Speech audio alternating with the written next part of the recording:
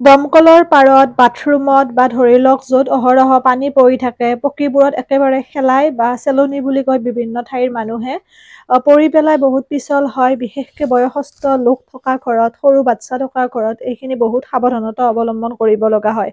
আপোনালোকে যদি এনেকৈ শেলাই আৰু চেলনিখিনি পৰিষ্কাৰ কৰে, এমাহলৈ আৰু পৰিষ্কাৰ কৰিব নালাগে। ইতিমধ্যে জানে যিসকলে মোৰ ভিডিঅ' চাই ৰেগুলাৰ, মই আগতেও বহুতবাৰ দিছোঁ আৰু বহুতে উপকৃত হৈছে। অকল যদি আমি ব্লিচিং পাউডাৰ দিওঁ তেতিয়াহ'লে ইমান পৰিষ্কাৰ নহয়। মানে আজিকালি ব্লিচিং পাউডাৰবোৰতো চাফা নোহোৱা হৈছে, আগতে কিন্তু হৈছিল খুব সুন্দৰ। গতিকে এই বস্তুখিনি মই এনেকৈ মিহলি কৰি থৈয়ে দিওঁ পলিথিনত, আৰু যেতিয়াই মোৰ শেলাই বা চেলনি পৰে তেতিয়া মই এনেকৈ পৰিষ্কাৰ কৰোঁ। ইয়াত প্ৰয়োজনীয় বস্তুখিনি আপোনালোকক মই জনাই দিওঁ, আপোনালোকেও এনেকৈ ব্যৱহাৰ কৰিব। অকল ব্লিচিং পাউডাৰত ইমানখিনি পৰিষ্কাৰ নহয়। যিটো আমাৰ চৌদা আছে, মানে খোৱা চৌদা, সেই চৌদা মই লৈছোঁ ইয়াতে 5-6 চামুচমান, আৰু ব্লিচিং পাউডাৰো আছে, খোৱা চৌদাও আছে, লগতে ইয়াতে আছে আমাৰ বালি, যিটো বগা বালি। আপোনালোকে ৰঙা বালিও ল'ব পাৰে, বগা বালি। এই গোটেইখিনি বস্তু মই মিহলি কৰি থৈ দিছোঁ। বালি, চৌদা, ব্লিচিং পাউডাৰ, এই 3বিধ বস্তুৱে, আৰু একো নাই। ইচ্ছা কৰিলে আপোনালোকে কাপোৰ ধোৱা চৌদাটো ব্যৱহাৰ কৰিব পাৰে যদিহে আছে, নাইবা আপোনালোকে খোৱা চৌদাটো ল'ব পাৰে। ধুনীয়াকৈ মই মিহলি কৰি থৈ দিওঁ, আৰু এনেকৈ ৰাতিও দি থ'ব পাৰি, আৰু ৰাতি নিদিলেও কোনো কথা নাই।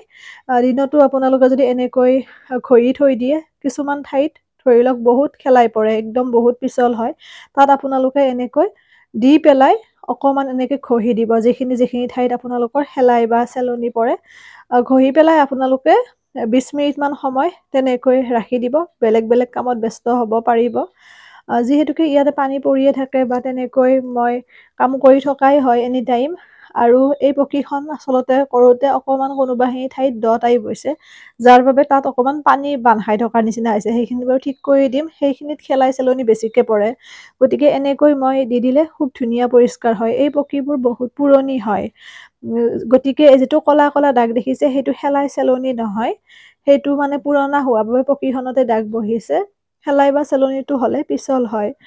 গতিকে এনেকৈ বাঁহৰ ঝাৰু এপাতেৰে মই দিছোঁ। যদি বাঁহৰ ঝাৰু নাই, আপোনালোকে প্লাষ্টিকৰ যিটো বস্তা আছে, চিমেণ্টৰ বস্তাও ল'ব পাৰে। বস্তা লৈ ধুনীয়াকৈ ঘঁহি দিব, ঘঁহি পেলাই আপোনালোকে ৰাখিব কিছু সময়, 20 মিনিটমান সময়, তাৰপিছত ধুই দিব। ময়ো এনেকৈ ঘঁহি দিছোঁ, দেখিছেনে?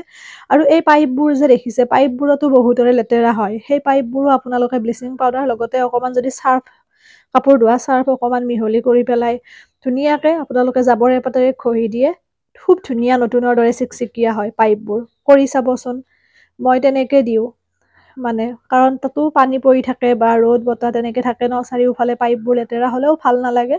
গতিকে ব্লিচিং পাউডাৰ আৰু চাৰ্ফ মিহলি কৰি দিব। আৰু বস্তুখিনি গম পাইছে, মই ক'লোৱে, খোৱা চৌদা, ব্লিচিং পাউডাৰ আৰু বালি, আৰু একো বস্তু ব্যৱহাৰ কৰাৰ কোনো প্ৰয়োজন নাই। এইখিনি বস্তুৱে খুব ধুনীয়াকৈ এনেকৈ দিব। অকণমান চাৰ্ফো দিব পাৰি দিব বিচাৰিলে, কিন্তু পিছল হ'ব, পানী ভালকৈ মাৰিব লাগিব। ভিডিঅ'টো মই আৰু দীঘলীয়া নকৰোঁ, আপোনালোকে ব্যৱহাৰ কৰিব, কৰি পেলাই জনাব। আপোনালোক উপকৃত হ'লেহে মোৰ ভিডিঅ'টি সাৰ্থকতা লাভ কৰে, কাৰণ মই বিচাৰোঁ যাতে ভিডিঅ'টিৰ মাধ্যমেৰে কোনোবা এগৰাকী হ'লেও উপকৃত হয়। আৰু এইবোৰ আমাৰ সকলোৰে ঘৰত হোৱা সমস্যা বা এনেকুৱা ধৰণৰ হয়ে, প্ৰায় সংখ্যকৰে শেলাই চেলনি, আৰু ব্লিচিং পাউডাৰ দিলেও ভালকৈ চাফা নহয়, আৰু চাফা হ'লেও তাৰমানে আকৌ পটককৈ হৈ যায়। কিন্তু যদি এই বস্তুখিনি মিহলি কৰি দিয়ে, তেতিয়া মানে বালিটো দিয়াৰ ফলত শেলাই বা চেলনিৰ একেবাৰে আঁতটো মৰি যায়, আৰু তাৰ বাবে সহজতে নহয়। মই দেখুৱাই দিছোঁ ৰ'ব, পানী মাৰি, আপোনালোকে তেতিয়া অনুমান কৰিব পাৰিব। ৰাতিপুৱাৰ পৰা এইবোৰ চাফাই কাম কৰি থাকোঁতেই যায়, তাৰ মাজতে ভাবিলোঁ যিহেতু নতুন নতুন সদস্য এড হৈছে, উপকৃত হ'ব কোনোবা এগৰাকী হ'লেও। আৰু ব্লিচিং পাউডাৰ আৰু চাৰ্ফ লৈ পেলাই যিটো চিলভাৰৰ যে দেখিছে আমাৰ চৰিয়াটো, সেইটোও যদি ঘঁহি দিয়ে তেতিয়াও চাফা হয়। এইটো আচলতে গৰুক দিয়া হয় পানী বা দানা, তাৰ কাৰণে তেনেকৈ ইমান চাফাকৈ ধোৱা নহয় সদায়। এনেকৈ পৰিষ্কাৰ কৰিব আপোনালোকে। আশা কৰোঁ বুজি পাইছে, আৰু জনাব ৰিজাল্টটো কেনেকুৱা পালে। এয়া দেখিছে কিমান ধুনীয়া চাফা হৈছে। এনেকৈ কৰিব, আৰু সোনকালে নহয়ও শেলাই। এৰিছোঁ, সকলো ভালে থাকিব, সুস্থ থাকিব, হাঁহি থাকিব।